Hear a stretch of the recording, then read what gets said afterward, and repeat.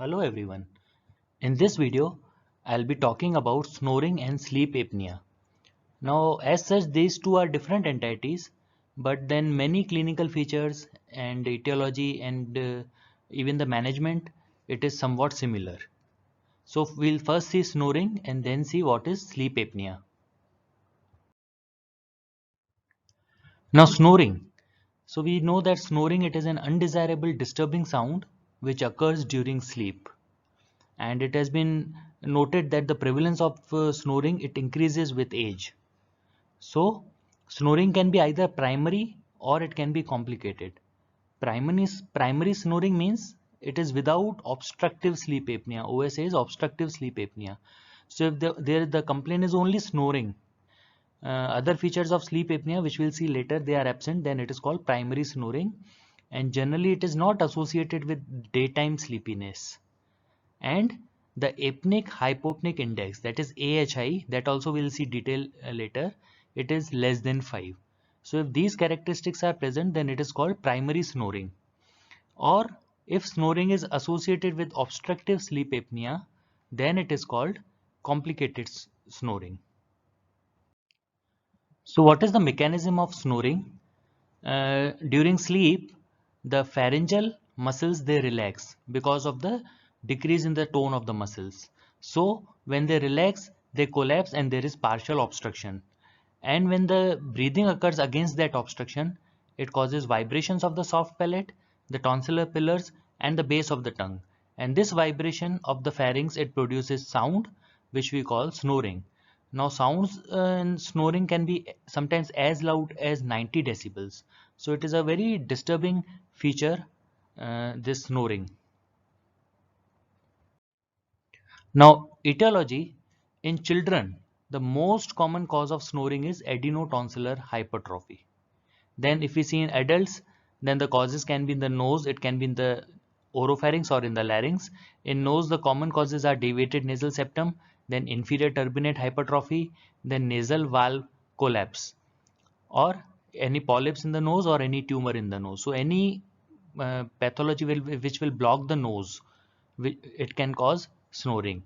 Then some oropharyngeal causes can be elongated soft palate and uvula, or it can be tonsillar enlargement, then macroglossia, that is large tongue, or retrognathia, that is receded mandible, or if there is any tumor of the base of tongue. So again, these are the obstructive lesions of the oropharynx and they can cause snoring. Then similarly in larynx, it can be stenosis, or if it is a large omega shaped epiglottis. So the airway will be narrowed, and when the air passes through this narrowed airway, it will produce sound which is snoring. Then it is also known that snoring is common in obese individuals.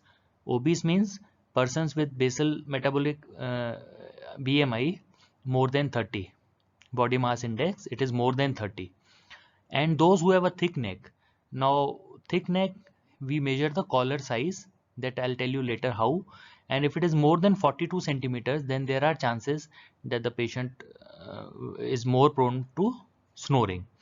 And again, patients who have habit of alcohol intake or who are on sedatives and who are on any hypnotic drugs, then these also drugs they aggravate snoring because they also cause muscle relaxation. Now the symptoms of the snoring will be, there is a term which is called snoring spouse syndrome. So if a patient is having loud noise of snoring, then sometimes it is a cause of marital discord and may lead to divorce. Then the persons who snore, they have excessive daytime sleepiness because they are not able to complete their sleep during night. Then again they can complain of morning headaches, general fatigue, there can be memory loss, they will be irritable, and sometimes they can be depressed also. And then the libido is also decreased, and because of the daytime sleepiness there are chances of road accidents in such patients. So these are the symptoms of patients with snoring.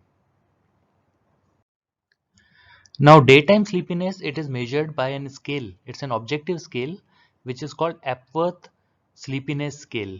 Now, here there are 8 situations, and the patient is asked to fill the score. The score is from 0 to 3, where 0 means never dozing off. 1 is slight chance of dozing off, 2 is moderate chance of dozing off, and 3 is high chance of dozing off. So these are the situations: sitting and reading, watching television, sitting inactive in public place, being a passenger in a car for 1 hour without break, lying down to rest in afternoon, then sitting and talking to someone, or sitting quietly after lunch without alcohol, sitting in a car while stopped in traffic for few minutes. So in this situation, the patient is asked to score from 0 to 3 whether he feels doze off or not, and based on the total score we grade the uh, sleepiness. So if the score is 0 to 5, it is lower normal daytime sleepiness, 6 to 10 is high normal, 11 to 12 is mild excessive, 13 to 15 is moderate excessive, and 16 to 24 is severe excessive daytime sleepiness. So this is a objective test to measure the daytime sleepiness, objective scale score. So what is the treatment for snoring? So the general measures include avoidance of alcohol, sedatives and hypnotic drugs, then reduction in the weight, then sleeping on side rather than on the back, because when the patient sleeps on the back, then the pharyngeal muscles, they collapse and they fall back. To prevent that, we should ask the patient to sleep on side. Then if there is any pathology in the nose, nasopharynx, oropharynx or larynx, and that should be taken care of in the form of, if there is a DNS, then septoplasty should be done. If there are adenoids or tonsils, then they should be removed. And in larynx also, if there is lesion, then it should be treated. Then uvulopalatoplasty is a procedure which reduces the mass of the uvula and the soft palate. That is repair or reforming the uvula and the soft palate by reducing its mass. It can be done with cold knife instruments, or it can be done with radio frequency. So it is called radio frequency assisted uvulopalatoplasty, or sometimes laser is also used for this. So it is called laser assisted uvulopalatoplasty. So these are some of the general and the surgical measures for treatment of snoring. Now another part of this topic is sleep apnea. So before we see what is exactly sleep apnea, we will see the important definitions which will come again and again. So what is sleep apnea? Apnea means cessation of breathing, but it should last for 10 seconds or more during sleep. Then it is called sleep apnea. Now less than 5 such episodes are normal, but if there are more than 5 sleep apnea or apneic episodes in the night, then it is pathological.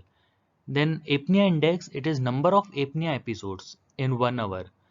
So in 1 hour, how many times the patient has cessation of breathing, that is called apnea index. Then hypopnea. So apnea was complete cessation of breathing.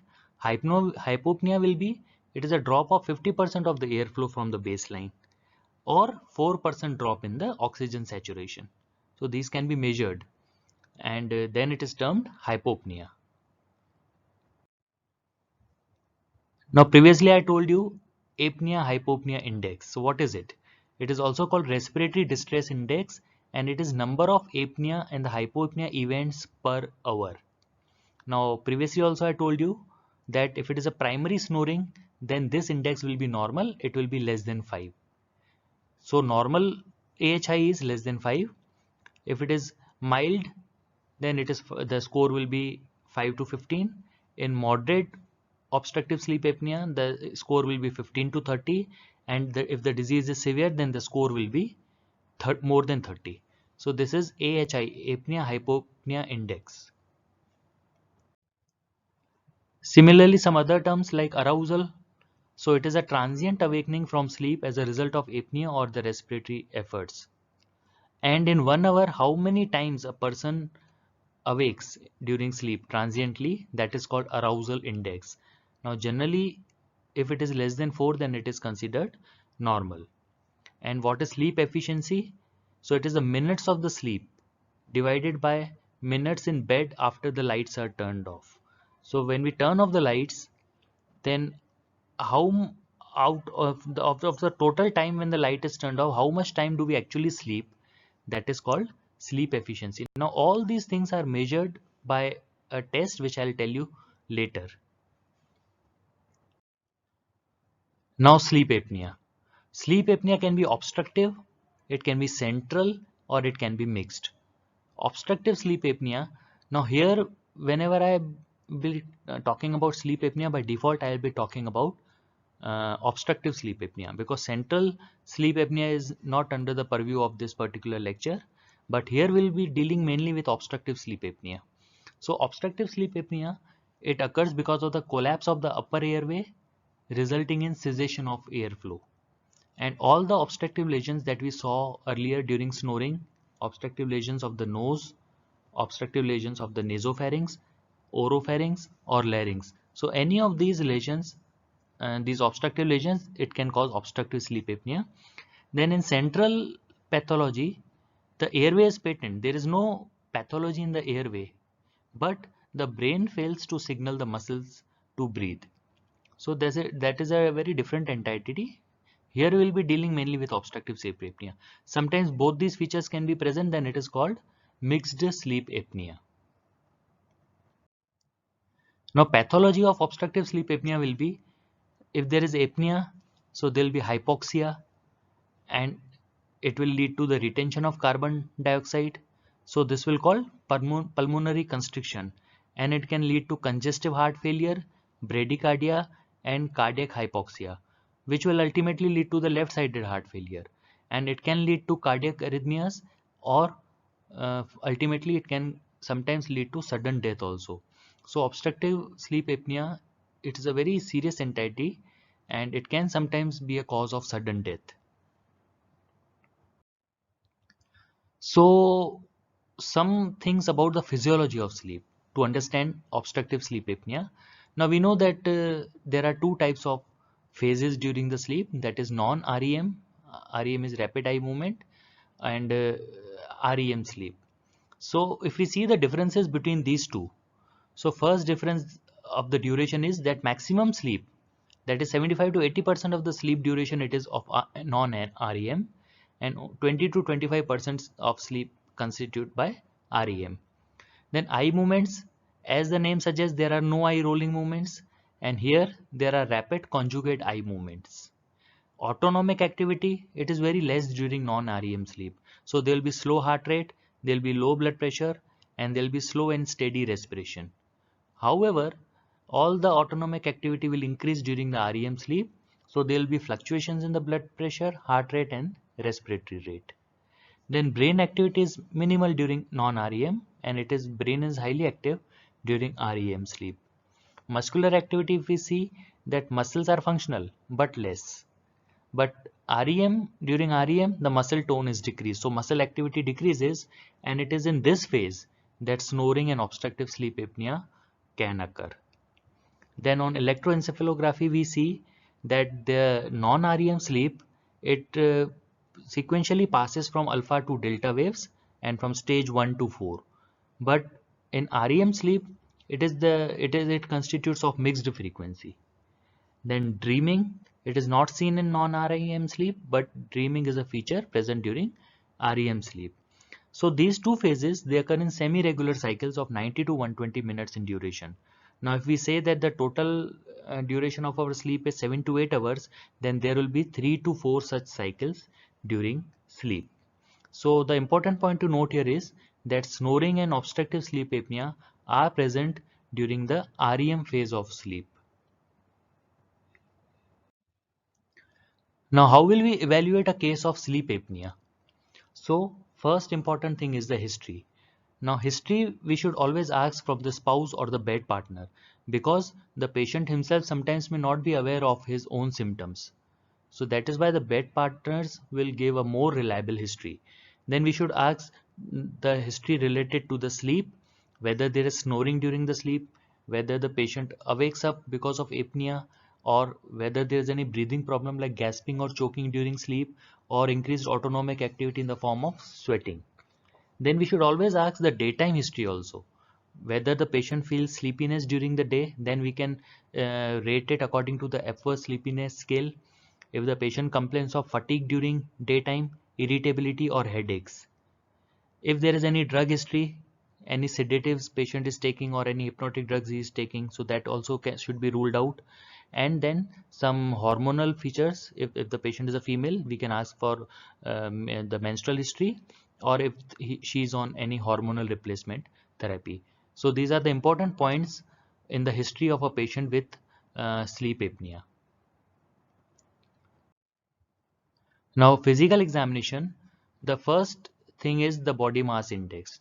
So, as I told you earlier, that obesity is a risk factor for snoring as well as sleep apnea, and a BMI of more than 30, though such patients are on high risk of getting sleep apnea. Then collar size, it is measured uh, by neck circumference, which is at the level of cricothyroid membrane. So this collar size, it should be less than 42 in females, and it should be, sorry, less than 42 in males and less than 37.5 in females. If it is more than 42 centimeter, then it increases the chances of sleep apnea. Then we should always do a complete head and neck examination to look for any local pathology in the nose, in the nasopharynx, oropharynx, or in the larynx. Then Muller's maneuver. Now it is a diagnostic test. Here we find the level of pharyngeal obstruction.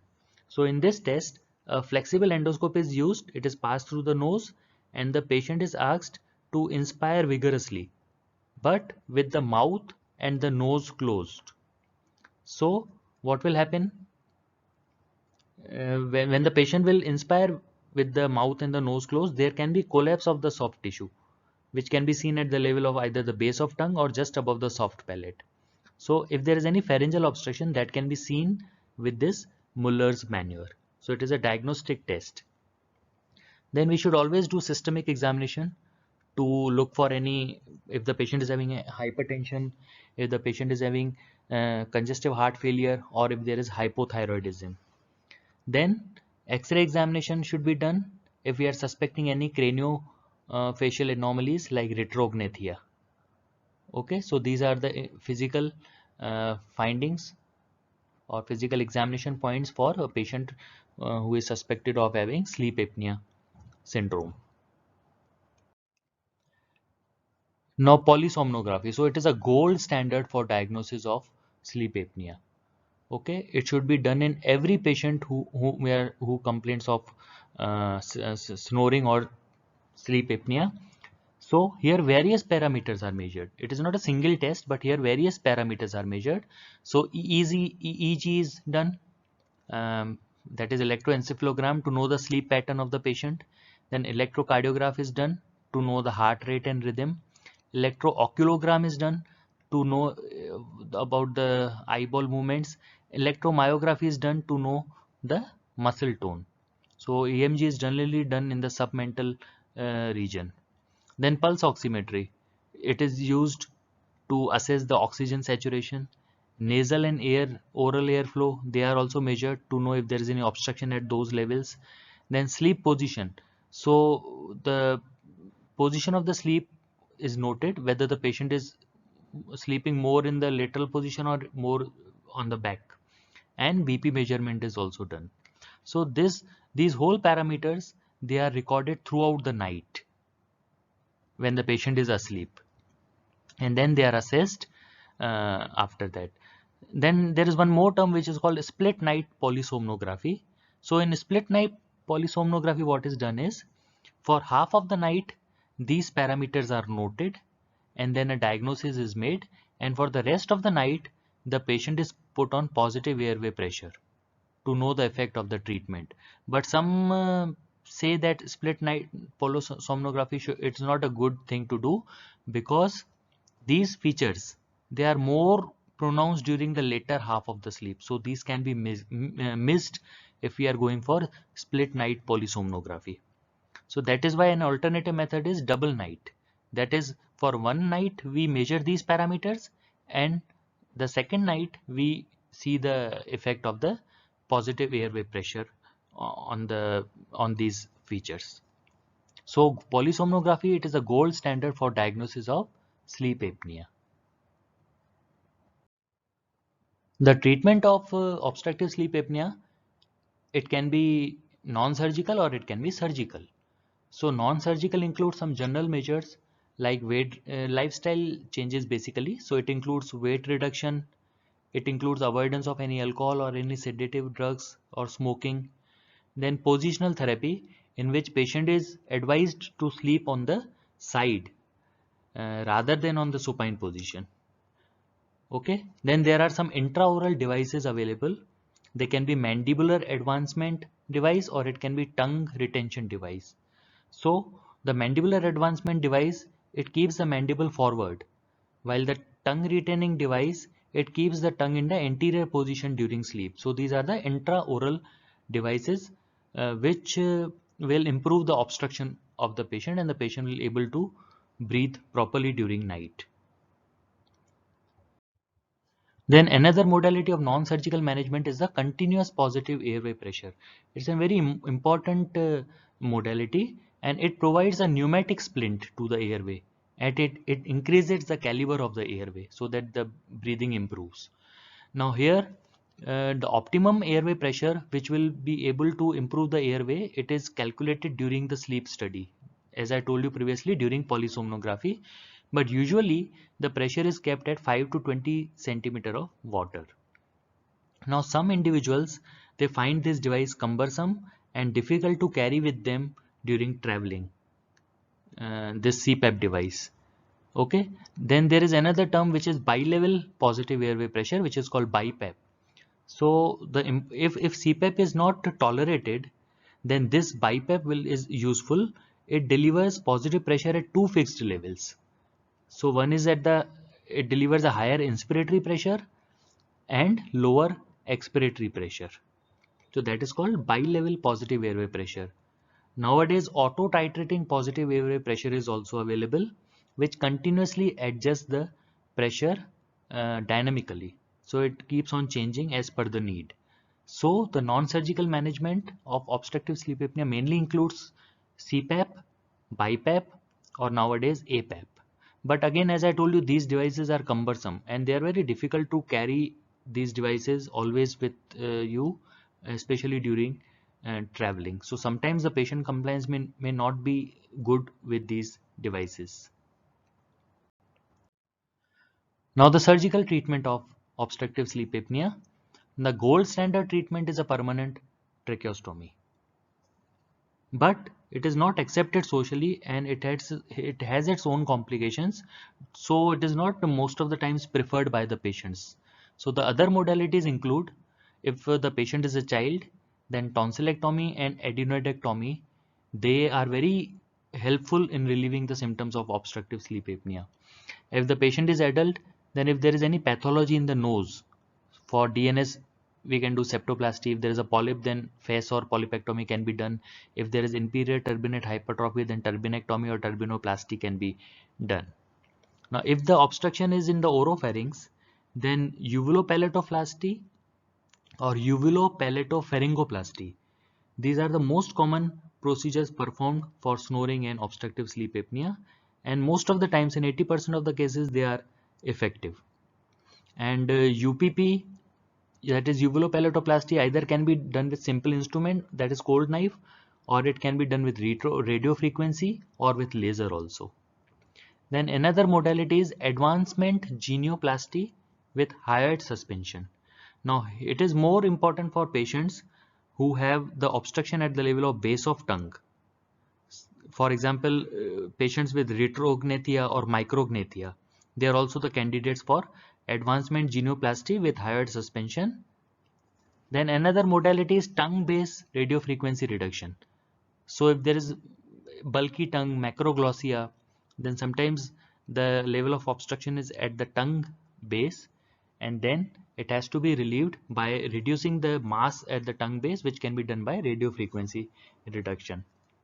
And then another modality can be mandibular advancement osteotomy.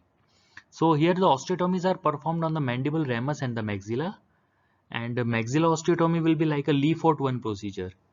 And then these osteotomies, they are fixed in the anterior position with plates and screws. But all these procedures, they have their own disadvantage, and there is no single procedure which is a gold standard. These procedures, they are tailor-made for each patients. So these are some of the surgical modalities for the management of obstructive sleep apnea. Thank you.